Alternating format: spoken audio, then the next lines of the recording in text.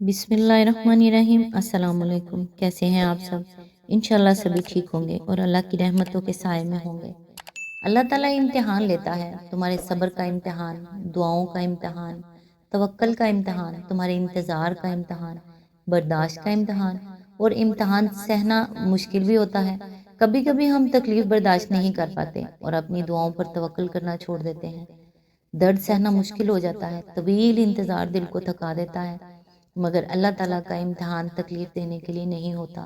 गौर करो तो पता चलेगा कि जब तुम उस इम्तिहान में नहीं थे तब तुम अल्लाह से इतना करीब नहीं थे जितना उस दर्द ने तुम्हें अल्लाह के मज़ीद करीब कर दिया है।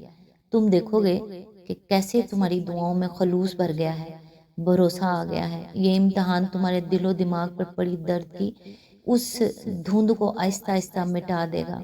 और शायद ये वही रास्ता हो जो अल्लाह ने बनाया हो तुम्हें अपनी तरफ लेकर आने का। आज इंशाल्लाह सूरत अल अनाम की आयत नंबर 20 से स्टार्ट करेंगे।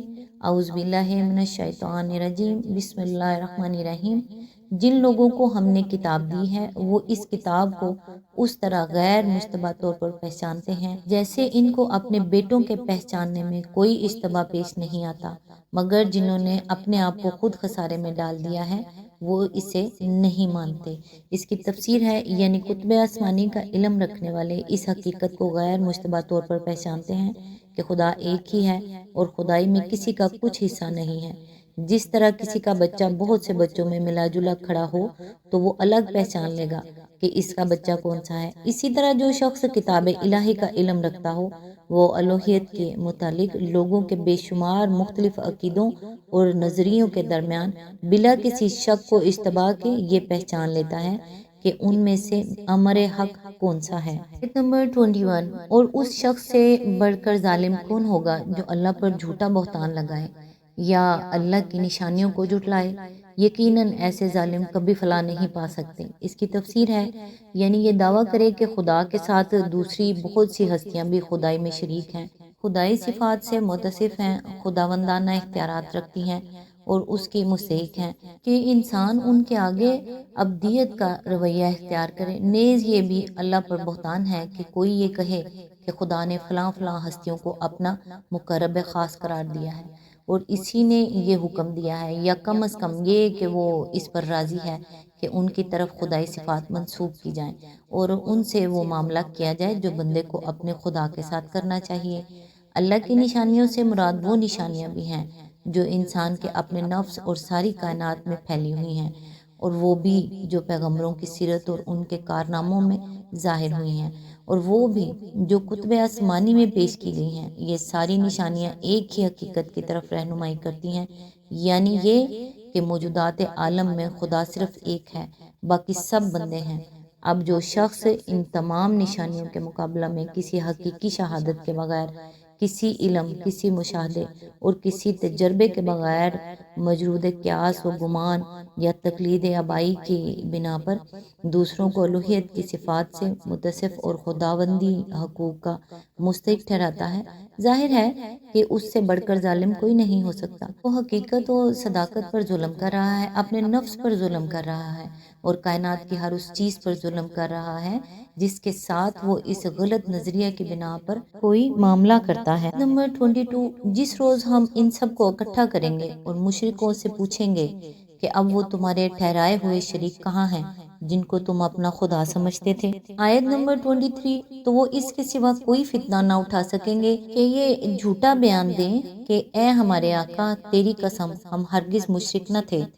आयत नंबर 24। देखो उस वक्त ये किस तरह अपने ऊपर आप झूठ गढ़ेंगे और वहाँ उनके सारे बनावटी मबूद गुम हो जाएंगे। आयत नंबर 25।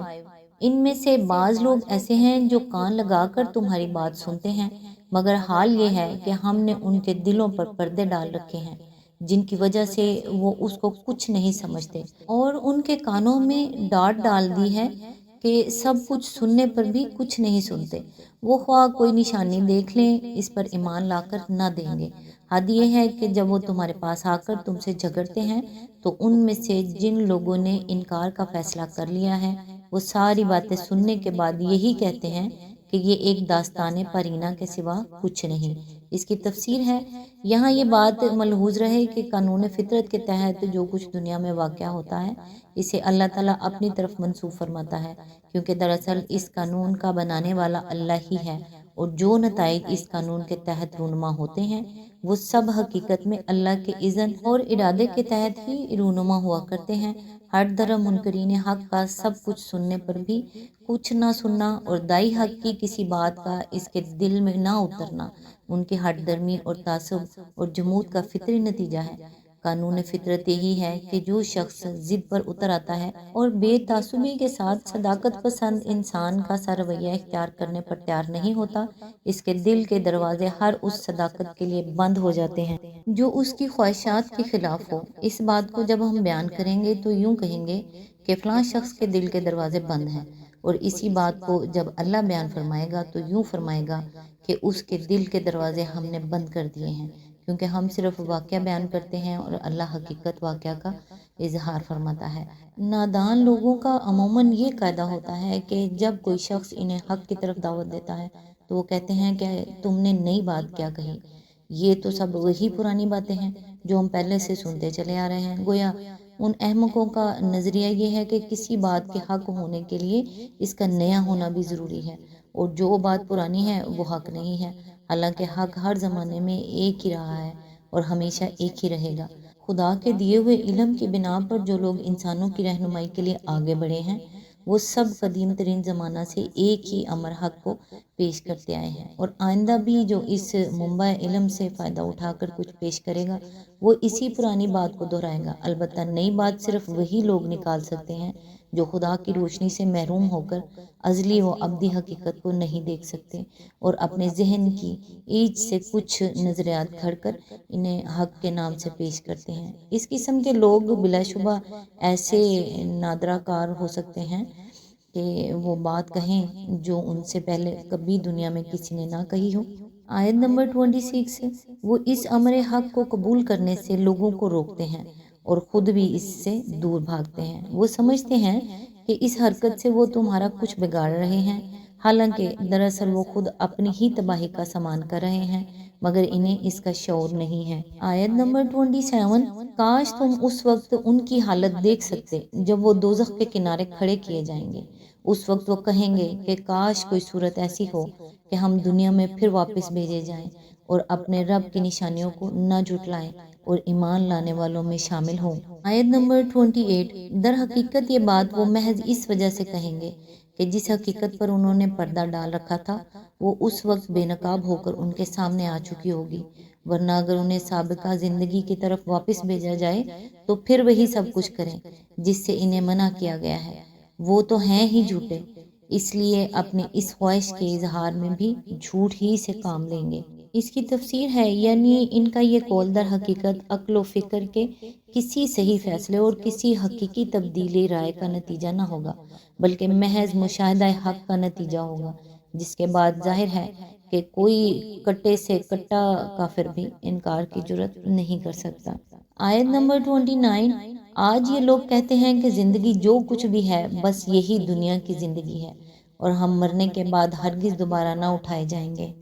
آیت نمبر 30، کاش وہ منظر تم دیکھ سکو جب یہ اپنے رب کے سامنے کھڑے کیے جائیں گے۔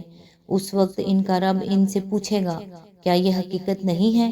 یہ کہیں گے، ہاں اے ہمارے رب، یہ حقیقت ہی ہے۔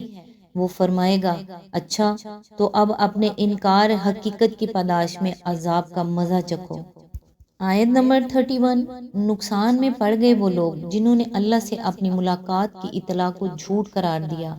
جب اچانک وہ گھڑی آ جائے گی تو یہی لوگ کہیں گے، افسوس ہم سے اس معاملہ میں کیسی تقصیر ہوئی، اور ان کا حال یہ ہوگا کہ اپنی پیٹھوں پر اپنے گناہوں کا بوجھ لادے ہوئے ہوں گے۔ دیکھو کیسا برا بوجھ ہے جو یہ اٹھا رہے ہیں۔ آج تک کے لیے بس اتنا ہی، نیکسٹ انشاءاللہ آیت نمبر 32 سے سٹارٹ کریں گے۔ تب تک کے لیے دعاؤں میں یاد رکھیے گا۔ اللہ حافظ۔